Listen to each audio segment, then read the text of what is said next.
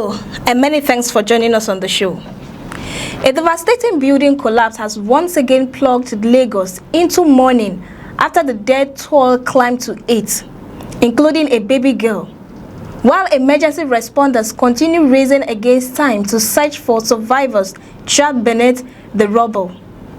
The tragedy unfolded when a three-story shopping complex in the Alakija area of Lagos State suddenly gave way, sending tons of concrete, steel, and debris crashing onto shop owners, workers, and customers who had already resumed their daily business activities. What began as an ordinary business day quickly turned into a nightmare as terrified witnesses watched the structure collapse within seconds, trapping dozens beneath the wreckage. According to the Lagos State Emergency Management Agency, the disaster triggered a massive multi-agency rescue operation as emergency responders rushed to the scene in an effort to save as many lives as possible.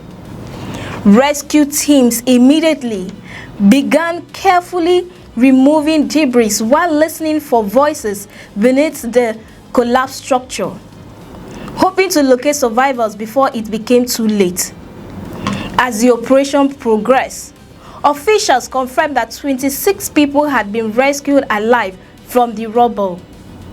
While those successfully rescued brought moments of hope to anxious relatives gathered around the disaster site, the operation also uncovered heartbreaking losses. Authorities confirmed that 8 people had lost their lives in the collapse. Among them, a baby girl whose death has added another painful chapter to the tragedy. The loss of innocent lives, including a child, has once again drawn attention to the devastating consequences of structural failures and building collapses that continue to occur across Nigeria. Emergency officials say the rescue mission is far from over. Search teams remain at the scene because there are growing concerns that additional victims may still be trapped beneath the collapsed building. Reports from the area indicate that several shop owners, employees, and customers were inside the commercial complex when the structure suddenly collapsed without warning. To maximize rescue efforts, the Lagos State Emergency Management Agency mobilized personnel alongside the Lagos State Fire and Rescue Service, the Federal Fire Service, the Nigerian Police Force, the Nigerian Navy, the Lagos Neighborhood Safety Corps, the Nigerian Red Cross Society, and several other emergency agencies. The coordinated operation has required specialized equipment and highly trained rescue personnel working under extremely dangerous conditions.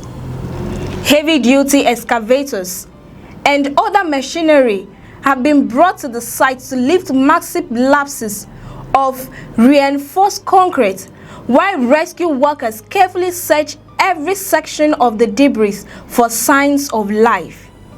Officials say every movement of the heavy equipment must be carried out with extreme caution because survivors, if still trapped beneath the rubble, could easily be injured if debris shifts unexpectedly. Rescue workers therefore continue balancing speed with precision, knowing that every passing minute is critical for anyone still waiting to be rescued. Eyewitnesses describe scenes of confusion and panic immediately after the collapse. Residents, traders, and passersby reportedly rushed towards the building in desperate attempts to rescue victims before professional emergency team arrived. Several people joined the initial rescue efforts despite the enormous risk, helping pull some survivors from the wreckage before the arrival of heavy rescue equipment. Authorities have since appealed to members of the public to stay away from the disaster area to allow emergency responders unrestricted access as the search continues. Large crowds gathering around the scene could slow rescue operations and place additional lives at risk.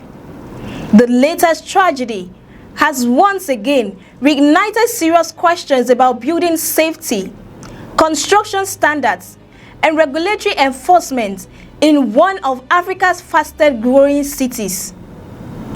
Building collapses have become recurring disasters in several parts of Nigeria, often leaving behind grieving families while raising concerns about structural integrity, the quality of construction materials, engineering supervision, unauthorized building modifications, and compliance with safety regulations.